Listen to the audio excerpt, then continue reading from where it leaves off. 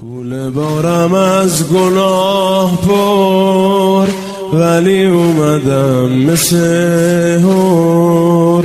ذکرم یا کاشف از زور، توی امیدم.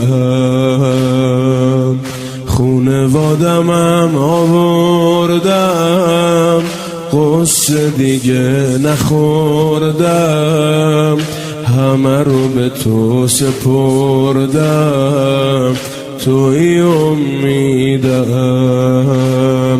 اگر که همراه باشیم، اهل مناجات میشیم. همدم طاعات باشیم، بنده هات میشیم. این پسر بشه فدای مولا، ای کاش دخترم باشه تو راه زهرا. ای کاش زندگیم بشه حسین سراپا. ای کاش ای کاش یا فارج الهم لبک، یا کاشف الغم.